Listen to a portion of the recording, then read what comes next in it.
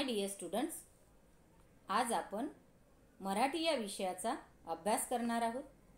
भाग 2 मधील पाठ क्रमांक 10 पंडिता रमाबाई या पाठाची माहिती आपण आजच्या व्हिडिओमध्ये करून घेणार आहोत। या पाठाच्या लेखिका आहेत डॉक्टर अनुपमा उजगरे।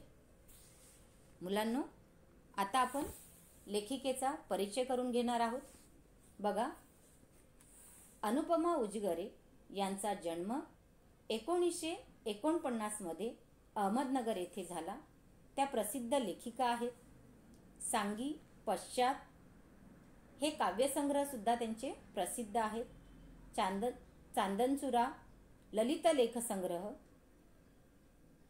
पंडिता रमाबाई, लक्ष्मीबाई टिळक, विष्णुशास्त्री चिपळूणकर इत्यादी त्यांचे चरित्रात्मक लेखन सुद्धा प्रसिद्ध आहे। तसेच महाराष्ट्राचा खाद्य संस्कृती कोश हा सुद्धा त्यांचा प्रसिद्ध आहे। या पाठाची मध्यवर्ती कल्पना बघा मुलांनो, स्वतःचे संघर्षमय आयुष्य जगत असताना इतर स्त्रियांच्या आयुष्यात नंदनवन फुलवणाऱ्या पंडिता रमाबाई यांचे प्रेरणादायक वर्णन लेखिकेने या प्रस्तुत पाठातून केले आहे। बघा मुलांनो, आपल्या महाराष्ट्रामध्ये अनेक समाजसुधारक होऊन गेले। त्यामध्ये महर्षी कर्वे, महात्मा फुले, सावित्रीबाई फुले अशा अनेक समाजसुधारकांनी स्त्रियांच्या जीवनाला कलाटणी देण्याचा प्रयत्न केला। स्त्री शिक्षणाची एक जणू काही चळवळच उभी केली। याच समाजसुधारकांच्या पंक्तीमध्ये आणखी एका नावाचा उल्लेख आपल्याला करावा लागेल आणि तो म्हणजे पंडिता रमाबाई। अशा या पंडिता रमाबाईंची सविस्तर माहिती आता आपण या पाठात करून घेऊया। बघा मुलांनो, पंडिता रमाबाई ह्या एक खूप मोठ्या समाजसुधारक होत्या। त्यांना ही सरस्वती एक उपाधी सुद्धा दिलेली आहे। त्यांचा जन्म 23 एप्रिल 1858 मध्ये झाला। त्यांचे जन्मगाव गंगामूळ, कारकला, कर्नाटकमध्ये आहे। त्यांचे पूर्ण नाव रमा अनंत शास्त्री डोंगरे आणि त्यांच्या पतीचे नाव बाबू बिपिन बिहारी दास मेधावी। बघा मुलांनो, तुम्हाला एका साईडला पंडिता रमाबाईचं मोठे झाल्याच्या नंतर चित्र दिसत आहे। एका स्लाइडमध्ये मी 2 घेतलेले आहे। पहिल्या बघा, वरती जे चित्र आहे त्याच्यामध्ये पंडिता रमाबाईंच्या आई वडील दिसत आहेत आणि आईच्याच बाजूला एक छोटी जी मुलगी आहे सफेद ओढणी घेतलेली, ती पंडिता रमाबाई आहे। त्यानंतर त्यांचे वडील, त्यांच्या वडिलांजवळ त्यांचा एक छोटा भाऊ आहे, तो भाऊ सुद्धा तिथे दिसत आहे। अशा या पंडिता रमाबाईंनी स्त्रियांच्या उन्नतीसाठी, स्त्रियांच्या प्रगतीसाठी आपले आयुष्य कसे पणाला लावले, किती मोठ्या प्रमाणात त्यांनी कामगिरी केली आणि किती संघर्ष त्यांच्या जीवनामध्ये झाला याची माहिती आपण आता या पाठात करून घेऊया। बघा, कोलकाता शहरात देशभक्त आनंद मोहन यांनी स्त्रियांसाठी जी खास सभा बोलावली होती ती भारतातील स्त्रियांची पहिली सभा होती। पंडिता रमाबाईंना त्यावेळी बंगाली भाषा येत नव्हती, म्हणून त्यांनी मायबोलीसारखा सराव असलेल्या संस्कृत भाषेतून भाषण केले। बंगालीतून त्याचा अनुवाद करण्यात आला। बघा मुलांना, तुम्हाला या स्लाइडमध्ये देशभक्त आनंद मोहन यांचं चित्र दिसतंय। स्त्रियांसाठीच देशभक्त आनंद मोहन यांनी सुद्धा कार्य केलेलं आहे। बघा, कोलकाता शहरामध्ये एक फार मोठी स्त्रियांची सभा बोलवण्यात आली होती आणि देशभक्त आनंद मोहन यांनी ही सभा बोलावली होती। ती पहिली स्त्रियांसाठी सभा बोलावली होती। याआधी एकही सभा कोलकाता या शहरामध्ये स्त्रियांसाठी घेण्यात आलेली नव्हती. म्हणजे ही जी सभा घेण्यात आली आहे, ही घेण्यात आली होती ती पहिलीच सभा होती स्त्रियांसाठी आणि ती आनंद मोहन यांनी बोलावली होती. आणि त्यावेळेला पंडिता रमाबाईंना बंगाली भाषा येत नव्हती, म्हणून त्यांनी आपल्या मायबोलीसारख्याच सराव असलेल्या संस्कृत भाषेतून भाषण केले. म्हणजे आपण लहानपणापासून जी भाषा बोलतो मुलांना, ती आपल्याला चांगल्या प्रकारे अवगत असते. तशाच प्रकारे रमाबाईंना सुद्धा संस्कृत भाषा ही खूप चांगल्या प्रकारे अवगत होती. कारण त्यांचे वडील जे होते, त्यांचे वडील अनंतशास्त्री डोंगरे हे यांनी सुद्धा संस्कृत भाषेचा चांगल्या प्रकारे प्रसार व्हावा म्हणून ते नेहमीच कार्य करत असत. आणि त्यामुळे या भाषेचा सराव लहानपणापासूनच पंडिता रमाबाईंना सुद्धा होता. त्यामुळे चांगली संस्कृत भाषा त्यांना अवगत होती. त्यांनी बंगालीतून त्याचा अनुवाद केला. मुलांनो, अनुवाद म्हणजे काय बघा, इथे काही शब्द मी लिहिलेले आहेत स्लाइडमध्ये. सभा म्हणजे बैठक, त्यानंतर अनुवाद म्हणजे भाषांतर, ज्याला आपण ट्रान्सलेशन म्हणतो. महा जो काही त्यांनी बंगालीतून त्याचा अनुवाद केला, म्हणजे त्यांना बंगाली भाषा येत नव्हती, म्हणून त्यांनी काय केलं, संस्कृत भाषेतून भाषण केलं. आणि ते संस्कृत भाषेतून भाषण केल्याच्या नंतर तिथल्या तिथेच त्यांनी काय केलं, म्हणजे बंगालीतून त्याचा अनुवाद केला. आणि या सभेची मग काही वैशिष्ट्य सुद्धा ठरलेली होती. बघा, त्यातली पहिलं वैशिष्ट्य बघा काय आहे, स्त्रियांची पहिली सभा, हे पहिलं वैशिष्ट्य आहे. दुसरं वैशिष्ट्य मुलांनो, पहिली स्त्री वक्ता. आणि तिसरं दिलेलं आहे सादर करण्यात आलेला पहिलाच मौखिक अनुवाद. बघा मुलांनो, ही या सभेची वैशिष्ट्य ठरलेली आहे. आता या सभेचं पहिलं वैशिष्ट्य तुम्हाला काय सांगितलं, स्त्रियांची ही पहिलीच सभा आहे. म्हणजे या कोलकाता शहरामध्ये याआधी एकही स्त्रियांची सभा बोलवण्यात आलेली नव्हती आणि ही पहिलीच सभा होती स्त्रियांसाठी बोलवण्यात आलेली, म्हणून या सभेचं हे स्त्रियांची पहिली सभा हे एक वैशिष्ट्य आहे. दुसरं वैशिष्ट्य काय की पहिली स्त्री वक्ता. बघा मुलांनो, वक्ता म्हणजे काय, भाषण करणारा. मग याआधी कोलकाता शहरामध्ये ज्या काही सभा झालेल्या होत्या, ज्या काही बैठका बोलावलेल्या होत्या, त्या सभा सगळ्या पुरुषांनी घेतलेल्या होत्या. त्यामध्ये एकही भाषण हे स्त्रीनी केलेलं नव्हतं. आणि आता जी म्हणजे त्यावेळेला जी कलकत्त्यामध्ये जी सभा बोलवण्यात आली होती, ती पहिली सभा होती आणि ती स्त्रियांची होती, म्हणून पहिली स्त्री वक्ता व सादर करण्यात आलेला पहिलाच मौखिक अनुवाद हे सुद्धा त्या सभेचं वैशिष्ट्य ठरलं. म्हणजे पहिली स्त्री वक्ता, बोलणारी, भाषण करणारी पहिली महिला वक्ता हे या सभेचं दुसरं वैशिष्ट्य ठरलं. आणि तिसरं वैशिष्ट्य आहे सादर करण्यात आलेला मौखिक अनुवाद. मौखिक म्हणजे काय मुलांनो, तोंडी. आपण जे बोलतो, तोंडी बोलतो, जे उच्चारलेले बोल आहेत. मग रमाबाईंना संस्कृत भाषाच फक्त येत होती, म्हणून त्यांनी काय केलं, त्याचा ताबडतोब तिथेच तोंडी अनुवाद जो आहे, तोंडी भाषांतर जे आहे ते बंगालीतून केलेलं होतं. म्हणून हे सुद्धा या सभेचं एक वैशिष्ट्य ठरलं. पुढे बघा, स्त्रीला शिक्षणापासून वंचित ठेवले जात असताना एक परप्रांतातील परभाषक स्त्री महाभारतकालीन संदर्भ देऊन स्त्रियांच्या सभेत प्रबोधन करते, ही घटनाच फार वेगळी होती.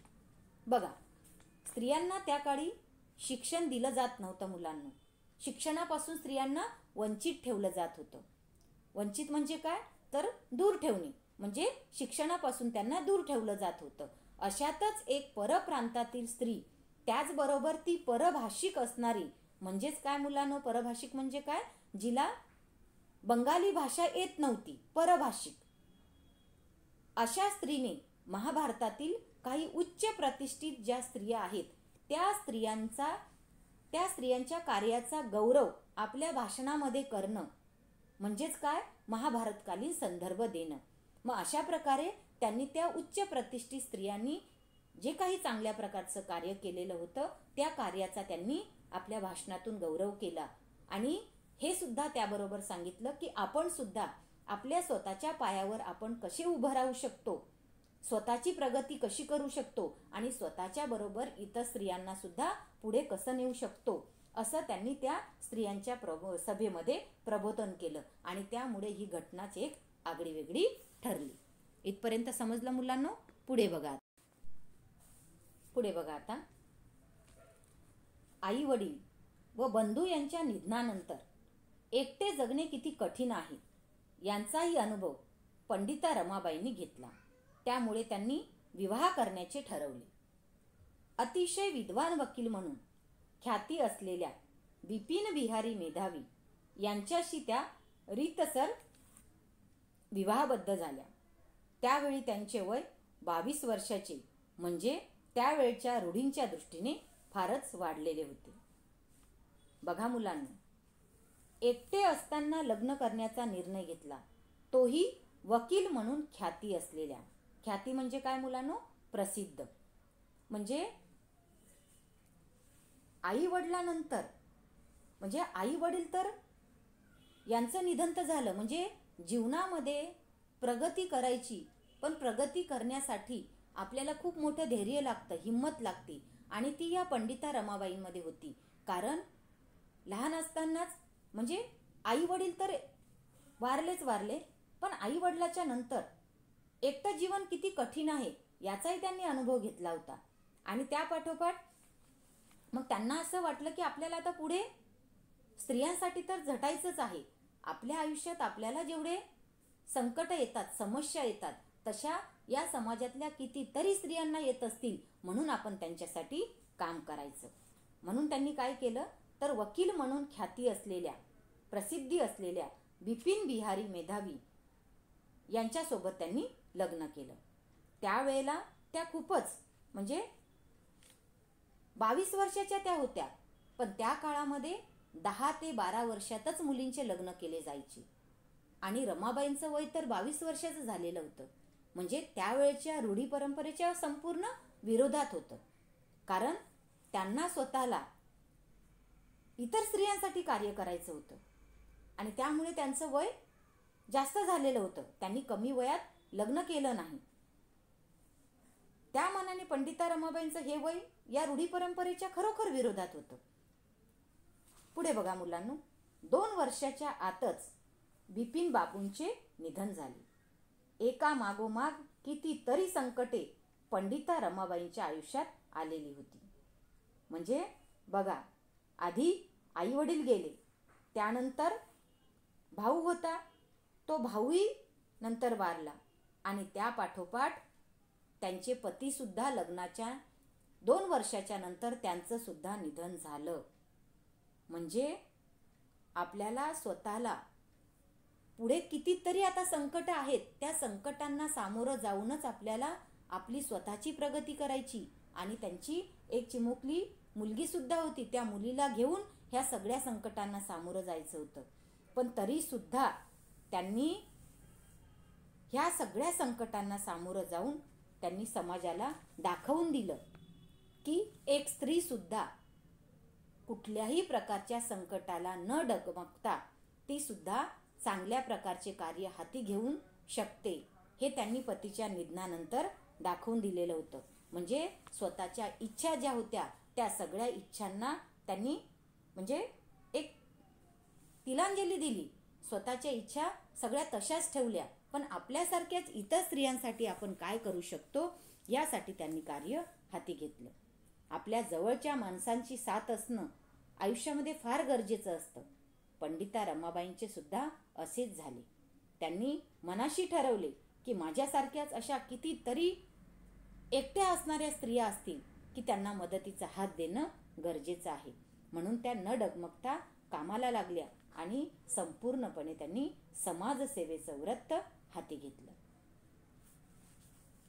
पुढे बघा मुलांनी, महाराष्ट्रातील सुधारकांच्या विनंतीवरून रमाबाई आपल्या तान्ह्या मुलीला घेऊन पुण्यामध्ये आल्या.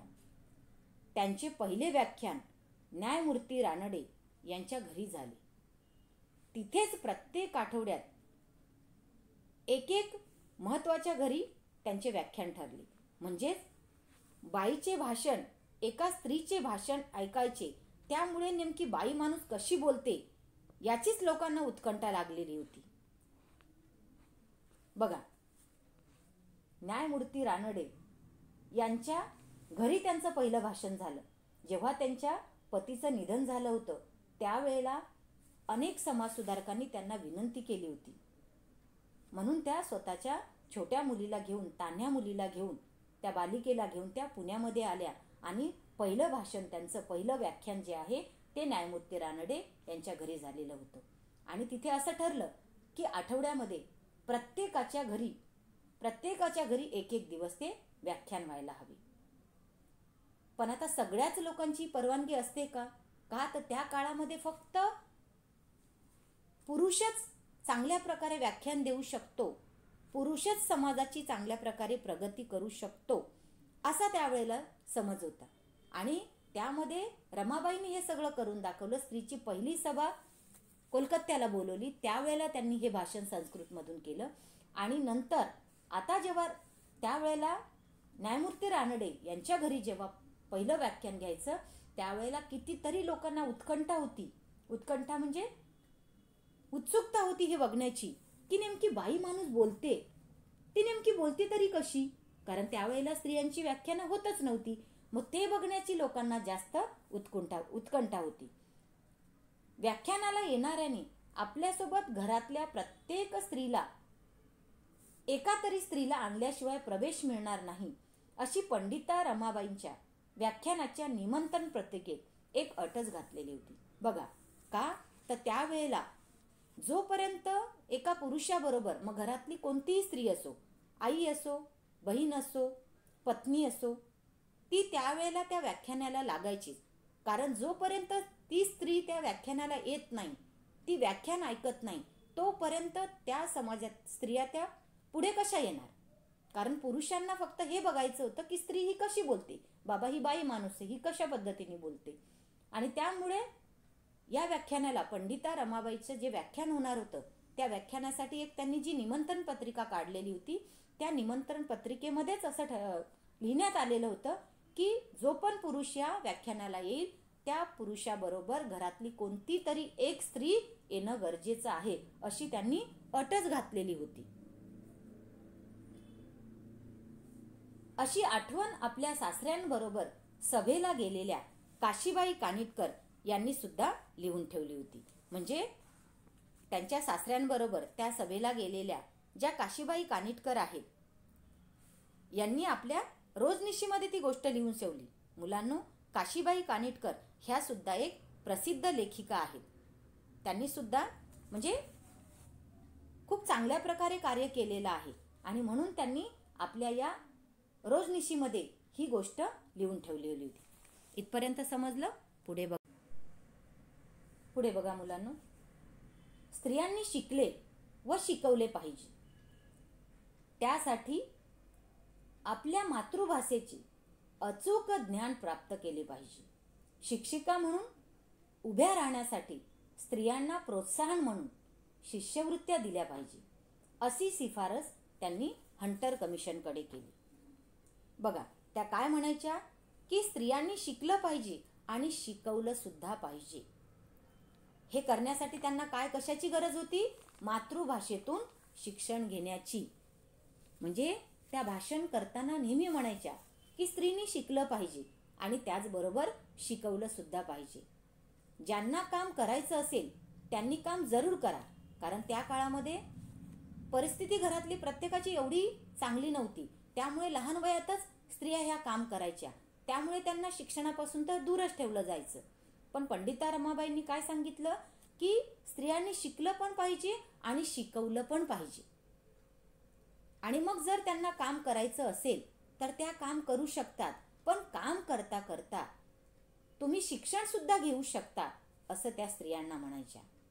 ज्यांना शिक्षक व्हायचं असेल त्या स्त्रियांना त्यांनी प्रोत्साहन देण्यासाठी काय केलं की स्त्रियांना शिष्यवृत्त्या देणं गरजेचं आहे, म्हणून त्या स्त्रियांना शिक्षिका म्हणून उभं राहण्यासाठी त्यांना प्रोत्साहन म्हणून शिष्यवृत्त्या दिल्या गेल्या पाहिजे, अशी शिफारस त्यांनी हंटर कमिशनकडे केलेली होती. शिष्यवृत्त्या म्हणजे काय मुलांनो? स्कॉलरशिप, ज्याला आपण काय म्हणतो? शैक्षणिक फी माफीची सवलत किंवा भत्ता, ज्याला आपण स्कॉलरशिप म्हणतो. आणि हंटर कमिशन म्हणजे काय? तर त्या काळामध्ये इंग्रजांचा काळ होता, तेव्हा आपल्याला स्वातंत्र्य मिळालेलं नव्हतं. मग इंग्रजांच्या काळामध्ये भारतीय शिक्षण व्यवस्थेसंबंधीची धोरण आखणारी ही हंटर कमिशन आहे, ही संस्था आहे. काय सांगितलं तुम्हाला की भारतीय शिक्षण व्यवस्थेसंबंधीचं धोरण आखणारी, त्या काळातली इंग्रजांच्या काळातली भारतीय शिक्षण व्यवस्थेसंबंधीचं धोरण आखणारी W हंटर यांच्या अध्यक्षतेखाली नेमण्यात आलेली ती कमिटी होती, नेमण्यात आलेली ती संस्था होती. आणि त्यामुळे त्या हंटर कमिशनकडे, त्या संस्थेकडे, त्या कमिटीकडे पंडिता रमाबाईंनी शिफारस केली होती. कोणती? की शिक्षिका म्हणून, म्हणजे शिक्षिका म्हणून उभ्या राहण्यासाठी स्त्रियांना प्रोत्साहन म्हणून शिष्यवृत्त्या दिल्या पाहिजे, अशी शिफारस पंडिता रमाबाईंनी या हंटर कमिशनकडे केली होती. मुलांनो, इथपर्यंत पाठ तुम्हाला समजलाच असेल. आता आपण इथेच थांबूया. तुम्ही सुद्धा शिकवलेल्या भागाचे मन लावून वाचन करा. या पुढील राहिलेला पाठ आपण पुढच्या व्हिडिओमध्ये बघूयात. आता मी तुम्हाला एक स्वाध्याय देते, तो तुम्ही तुमच्या वहीमध्ये लिहून घ्या. पंडिता रमाबाईंनी हंटर कमिशनकडे कोणती शिफारस केली? मुलांनो, याचं उत्तर तुम्ही तुमच्या नोटबुकमध्ये लिहून घ्या, लिहा. धन्यवाद. Good morning my dear students. आज आपण मराठी या विषयाचा अभ्यास करणार आहोत. पाठ क्रमांक 10. पंडिता रमाबाई. लेखिका आहेत डॉक्टर अनुपमा उजगरे. मध्यवर्ती कल्पना बघा मुलांनो. स्वतःचे संघर्षमय आयुष्य जगत असताना इतर स्त्रियांच्या आयुष्यात नंदनवन फुलवणाऱ्या पंडिता रमाबाईंचे प्रेरणादायी वर्णन लेखिकेने प्रस्तुत पाठातून केले आहे. मुलांनो, या आधीच्या व्हिडिओमध्ये आपण पाठाला सुरुवात केली होती. त्यामध्ये आपला अर्धा पाठ झालेला होता. आपण बघितले होते की कोलकाता शहरात पंडिता रमाबाईंनी महिलांची सभा आयोजित केली आणि त्या ठिकाणी संस्कृत भाषेतून भाषण सुद्धा केलं होतं. आणि ते भाषण देताना त्यांनी महाभारतातील काही प्रतिष्ठित स्त्रियांचे संदर्भ देऊन स्त्रियांना प्रोत्साहित सुद्धा केलं होतं. त्याचबरोबर घरातील 3 व्यक्तींचा मृत्यू झाल्याच्या नंतर सुद्धा न डगमगता कामाला लागल्या. पतीचं निधन सुद्धा झालं आणि त्यानंतर सुद्धा त्यांनी कोणत्याही प्रकारे, म्हणजे एकाच जागेवर असं खूप सारं टेन्शन घेऊन न बसता आपल्याला स्त्रियांच्या उन्नतीसाठी प्रगती करायची आहे, म्हणून त्यांनी स्त्रियांना शिकलं पाहिजे व शिकवलं पाहिजे यासाठी हंटर कमिशनकडे शिफारस केली होती. मुलांनो, इथपर्यंत आपण मागील व्हिडिओमध्ये भाग बघितला होता. आता आपण त्याच्या पुढील माहिती बघूया. बघा, अनाथ, अपंग, विधवा अशा स्त्रियांची सेवा करून त्यांना स्वावलंबी जीवन जगता यावे यासाठी कार्य करण्याचा आपला निश्चय रमाबाईंनी पुणे, अहमदाबाद, मुंबई इथल्या पुढाऱ्यांना व धनवानांना कळवला. बघा मुलांना, त्यांना एकाच गटातल्या स्त्रीसाठी कार्य करायचं नव्हतं, तर त्यांना वेगवेगळ्या स्त्रियांसाठी, म्हणजे ज्या स्त्रिया अनाथ आहेत, ज्यांना कुणीच नाही, अशा अनाथ स्त्रियांसाठी, ज्या अपंग आहेत, ज्या विधवा आहेत, अशा स्त्रियांची त्यांना सेवा करायची होती. आणि त्याचबरोबर त्या प्रत्येक गटातल्या स्त्रीला स्वावलंबी बनायचं होतं, स्वतःच्या पायावर त्यांना उभं करायचं होतं. आणि म्हणून त्यांनी त्यांच्यासाठी कार्य करण्याचा निश्चय केला. म्हणून मुंबईमध्ये, पुण्यामध्ये, अहमदाबादमध्ये जे काही पुढारी होते, जे काही धनवान होते, धनवान म्हणजे श्रीमंत असलेले, अशा लोकांना त्यांनी कळवलं की मला या स्त्रियांची उन्नती करायची आहे. पण मग अशा कार्याची समाजाला काय गरज आहे, असा विचारच काहींना पटला नाही. एका उदार गृहस्थाने तर 10,000 रुपये देऊन त्या रकमेत रमाबाईंनी त्यांचे 40,000 रुपयात होणारे काम करून दाखवावे अशी अट घातली. बघा मुलांनो, स्वतः रमाबाई त्या अनाथ स्त्रियांसाठी, विधवा स्त्रियांसाठी, अपंग स्त्रियांसाठी कार्य करत होत्या आणि म्हणून तिथल्या काही समाजसुधारकांना, धनवानांना त्यांनी सांगितलं.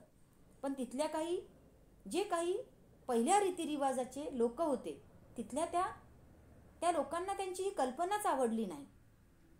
ते काय म्हणाले की काय गरज आहे अशा समाजाला, म्हणजे अशा कार्याची काय गरज आहे समाजाला.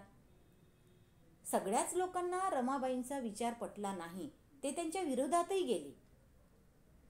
एक गृहस्थ खूप उदार होता. मोठ्या मनाने त्यांनी रमाबाईंना मदत करायचं ठरवलं. पण ती पण कशी की आम्ही तुम्हाला मदत करतो, खूप चांगल्या प्रकारे मदत करतो, म्हणजे 10,000 रुपये आम्ही तुम्हाला देतो. पण त्या 10,000 रुपयामध्ये तुम्ही काय करायचं, त्या 10,000 रुपये देऊन त्या रकमेत रमाबाईंनी 40,000 रुपयात होणारं काम करून दाखवायचं अशी अट घातली. बघा मुलांनो,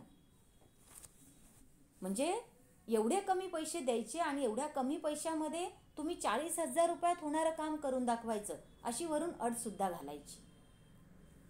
पुढे बघा, मला भारतातील सर्व स्त्रिया सारख्याच आहेत.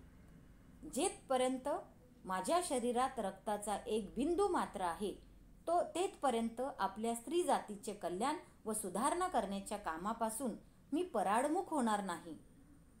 स्त्री जातीची सुधारणा करण्याचे व्रत मी धारण केले आहे.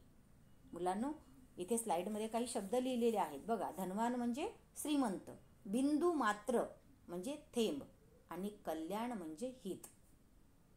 त्यांनी काय सांगितलं की मला कोणत्याही एका स्त्रीसाठी कार्य करायचं नाही, तर मला समाजातल्या विविध स्त्रियांसाठी कार्य करायचं आहे.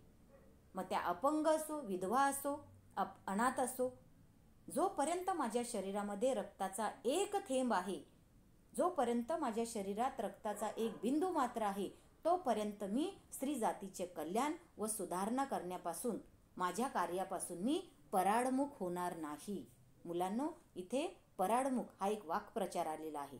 पराडमुख म्हणजे काय, तोंड, पाठ फिरवलेला किंवा विनमुख झालेला. जोपर्यंत मला स्त्री जातीचं कल्याण करता येणार नाही, कल्याण म्हणजे हित, जोपर्यंत मला स्त्री जातीची प्रगती करता येणार नाही, त्यांचं कल्याण करता येणार नाही, त्यांचं हित साधता येणार नाही, तोपर्यंत मी माझ्या कामापासून पराडमुख होणार नाही किंवा मी त्यापासून दूर जाणार नाही. असं त्यांनी एक व्रत घेतलेला होता, एक वसा घेतलेला होता. व्रत धारण करणे हा सुद्धा एक वाक्प्रचार आहे. म्हणजे त्यांनी तो वसाच घेतलेला होता की मला प्रत्येक स्त्री जातीची सुधारणाच करायची आहे. पुढे बघा, रमाबाईच्या या उद्गारावरून त्यांना एकूणच स्त्री जातीविषयी किती अपार प्रेम होते आणि त्यांचे दुःख दूर करण्याविषयी किती तळमळ होती हे दिसून येतं. का तर त्यांनी स्वतःचं जीवन त्यांना माहिती होतं की किती संघर्षमय स्त्रियांचं जीवन असतं. जे माझ्या बाबतीत मला जे संकट आलेलं आहे ते कितीतरी अशा स्त्रियांना येऊ शकतं आणि ते आलंही असेल. मग तसं असताना सुद्धा त्या स्त्रिया स्वतःच्या पायावर कशा प्रकारे उभं राहू शकतात, स्वतःचं जीवन चांगल्या प्रकारे स्वाभिमानाने कसं जगू शकतात, म्हणून आपण त्यांना मदत केली पाहिजे, आपण त्यांच्यासाठी काम केलं पाहिजे. अशी म्हणजे त्यांनी एक स्वतः वसाच घेतलेला होता. प्रत्येक स्त्री जातीविषयी त्यांचं किती अपार प्रेम होतं, त्यांच्याविषयी, त्यांचं दुःख दूर करण्याविषयी त्यांची किती तळमळ होती, हेच त्यांच्या कार्यावरून आपल्याला दिसून येतं. पुढे बघा मुलांनो, रमाबाईची कन्या मनोरमा परदेशातून ब्रेल लिपी शिकून आल्यामुळे अंध स्त्रियांचीही शिक्षणाची सोय झाली. बघा, स्त्रियांची प्रगती करणे हा तर पंडिता रमाबाई यांचा ध्यास होताच, परंतु त्याचबरोबर आपल्या स्वतःच्या मुलीला त्यांनी शिक्षणासाठी परदेशात पाठवले. त्या काळात काही समाजसुधारकांची त्याच्यासाठी मदतसुद्धा घेतली. कारण आपल्याला जे संकट आले ते आपल्या मुलीच्या आयुष्यात नको, म्हणून त्यांनी तिला शिक्षणासाठी परदेशात पाठवलं आणि त्यासाठी त्या समाजसुधारकांची मदत घेतली. त्याचबरोबर मनोरमा ही परदेशात जाऊन तिने ब्रेल लिपीसुद्धा ती शिकली. त्या ठिकाणी आपल्या समाजामध्ये अपंगाबरोबरच अंध व्यक्तीसुद्धा आहेत आणि त्यामुळे अंध व्यक्तींना जेमतेम वाचता आलं पाहिजे, त्यासाठी त्यांनी ब्रेल लिपी ही मनोरमा ही परदेशातून शिकून इथे मायदेशी आली होती. म्हणजे पंडिता रमाबाईंनीच तिला ब्रेल लिपी शिकायला लावली आणि शिकून झाल्यावर त्यांनी तिला मायदेशी बोलवलं. मनोरमाने सुद्धा आपल्या आईला या कार्यामध्ये खूप मोठी मदत केली होती. त्यानंतर पंडिता रमाबाईंनी मुक्ती मिशनची स्थापना केली. बघा मुलांना, मुक्ती मिशन म्हणजे काय? तर स्त्रियांना स्वावलंबनाचे शिक्षण देणारी पंडिता रमाबाईंनी स्थापन केलेली ही एक मुक्ती मिशन नावाची संस्था आहे.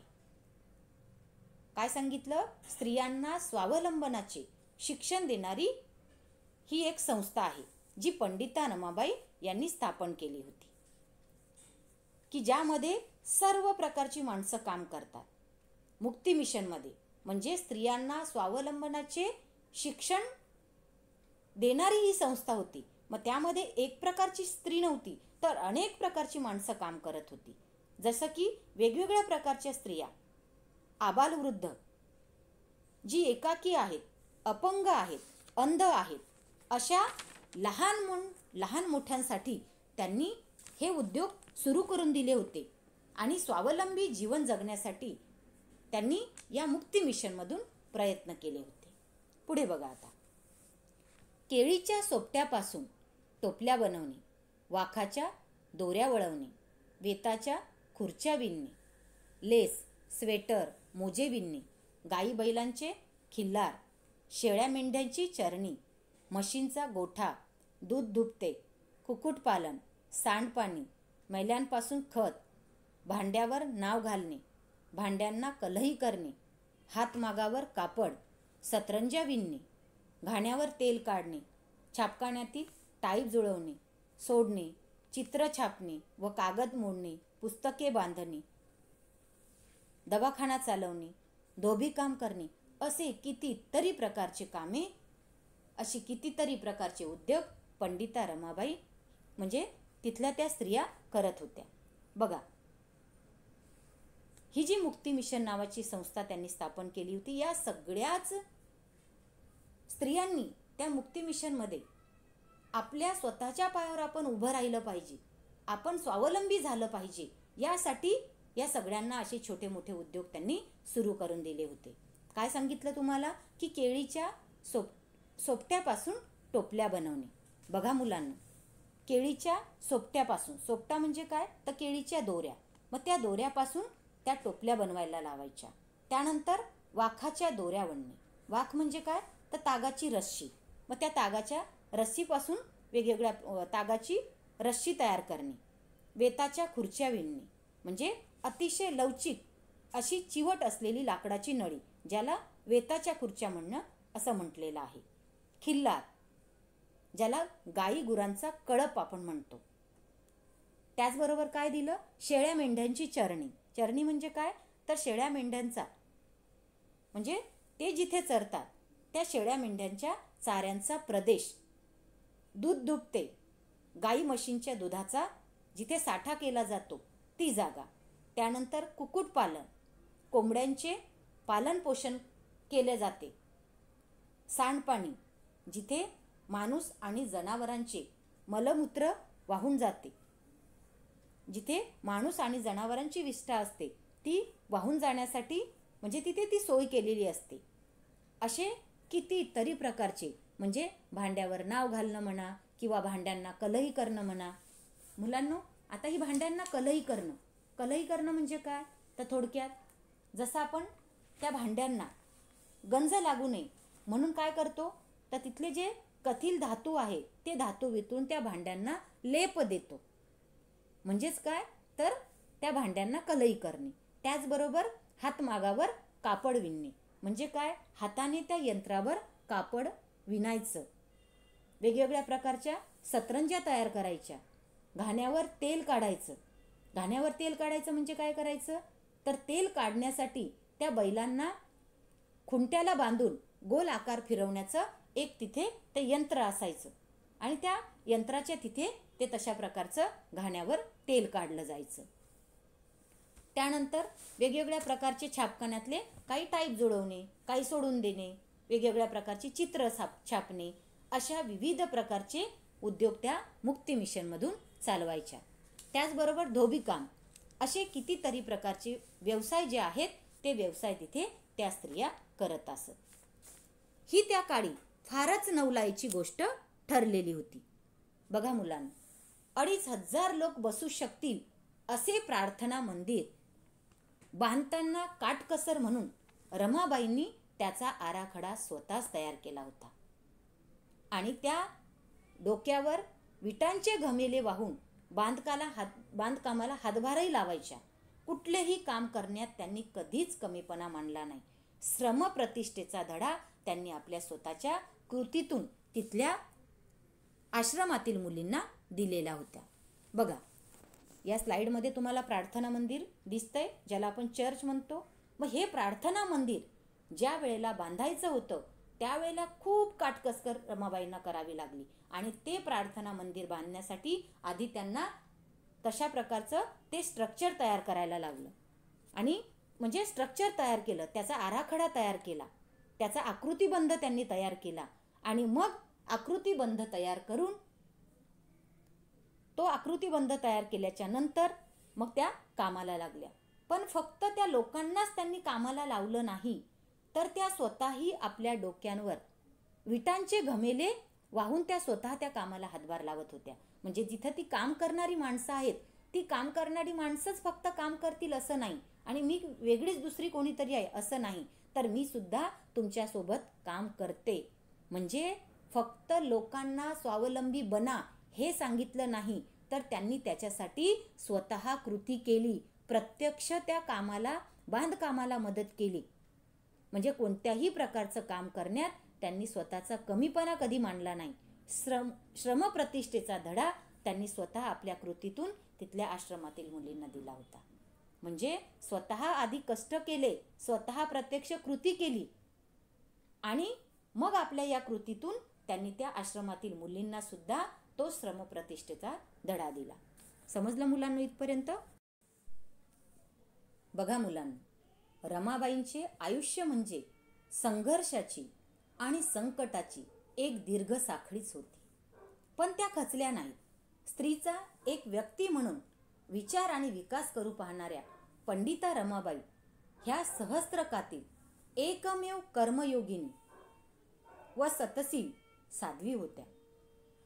त्या अशा सूर्यकन्या होत्या ज्यांच्या नशिबी स्वतःच्या तेजामुळे आयुष्यात होरपळणे आले, पण त्यांनी अनेक वाळवंटी आयुष्याचे नंदनवन करत कित्येक काळोखी आयुष्य उजळून टाकले. बघा, कितीतरी प्रकारच्या त्यांना उपमा दिलेल्या आहेत, कितीतरी प्रकारची त्यांना संबोधनं दिलेली आहेत. बघा, एक थोर समाजसेविका आहेत,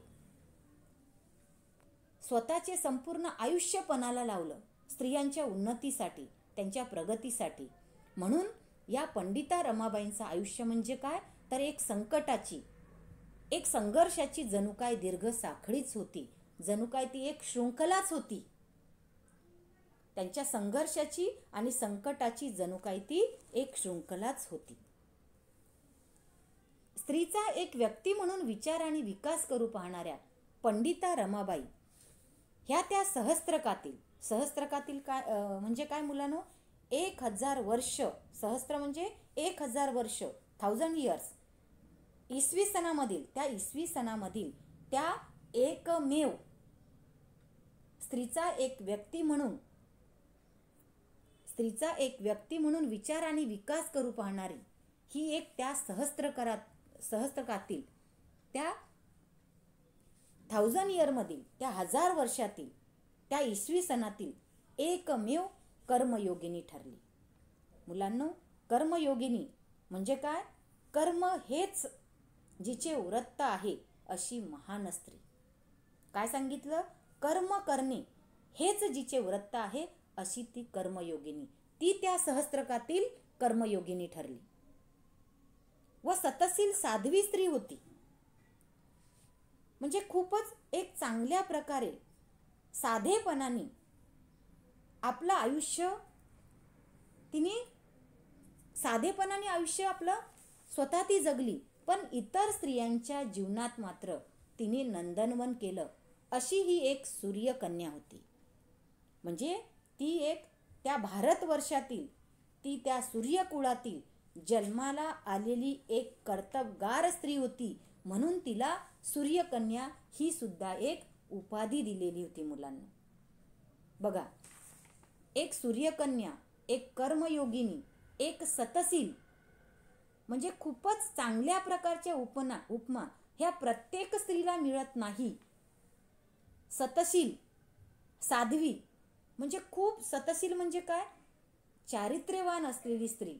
साध्वी, एकदम सज्जन वृत्तीची असलेली स्त्री. ह्या उपमा प्रत्येकच स्त्रीला मिळत नाही. तर आपल्या स्वतःच्या आईवडिलांच्या, भावाच्या निधनानंतर आणि त्यानंतर पतीच्या निधनानंतर केवळ स्वतःचं आयुष्य, स्वतःच्या आयुष्यात वाळवंट जरी आलं, वाळवंटासारखं जगणं जरी आलं, तरीही इतर स्त्रियांचं जीवन हे आपण एका बागेप्रमाणे कसं फुलवू शकतो, हे रमाबाईंनी ठरवलेलं होतं. म्हणून त्या काळातल्या, त्या इसवी सनातल्या, त्या सहस्त्रकातल्या, त्या 1000 वर्षातल्या त्या कर्मयोगिनी ठरल्या, चारित्र्यवान ठरल्या, सतशील ठरल्या, साध्वी ठरल्या, सज्जन वृत्तीच्या ठरल्या. ज्यांच्या नशिबात स्वतःच्या तेजामुळे आयुष्यात होरपळणं आलं, पण इतर स्त्रियांचे आयुष्य मात्र वाळवंटी होऊ द्यायचे नाही, तर त्यांच्या आयुष्यात आपल्याला नंदनवन उभे करायचे. आणि ते या पंडिता रमाबाईंनी करून दाखवलेलं होतं. नंदनवन कशाला म्हणायचं आपण, तर जिथे सर्व सुखे नांदतात असा तो काल्पनिक स्वर्ग. अशा या पंडिता रमाबाईंनी, त्या कुळातल्या स्त्रीने, कर्तबगार महान स्त्रीने, स्वतःचं भले आयुष्य वाळवंटी झालेलं असलं तरी इतर स्त्रियांचं आयुष्य त्यांनी वाळवंटासारखं होऊन दिलं नाही, तर त्यांच्या आयुष्यात नंदनवन फुलवलं आणि कित्येक काळोखी आयुष्य त्यांनी आपल्या महान कामगिरीने उजळून टाकली. अशा वाळवंटी आयुष्याचे नंदनवन करणाऱ्या अशा ह्या पंडिता रमाबाई. बघा मुलांनो, पंडिता पंडिता म्हणजेच काय, तर विदुषी स्त्री, म्हणजे खूप विद्वान असलेली. म्हणून तर त्यांना ह्या सगळ्या उपमा दिल्या. पंडिता, एक विदुषी स्त्री, कर्मयोगिनी, सतशील, साध्वी, सूर्यकन्या, ह्या सगळ्या त्यांना उपमा दिलेल्या आहेत, उपाधी दिलेल्या आहेत. आणि ह्या जशा उपमा आहेत तशाच प्रकारे पंडिता म्हणजे एक विद्वान असलेली स्त्री, प्रचंड विद्वान असलेली स्त्री, ही सुद्धा एक त्यांना लागलेली उपाधीच आहे. मुलांनो, समजला हा पाठ तुम्हाला? समजलाच असेल नाही का? आता तुम्ही पुन्हा एकदा घरी या संपूर्ण पाठाचं वाचन करा, म्हणजे तुम्हाला त्यातल्या बारीक सारीक गोष्टी चांगल्या प्रकारे समजतील. इथेच आपला हा पाठ पंडिता रमाबाई संपलेला आहे. आता मी तुम्हाला एक स्वाध्याय देते, तो स्वाध्याय तुम्ही लिहून घ्या. भारतातील स्त्रियांची पहिली सभा कोणी व कोठे बोलावली? याचं उत्तर तुम्ही तुमच्या वहीमध्ये लिहून काढायचं आहे, नोटबुकमध्ये लिहून काढायचे. धन्यवाद.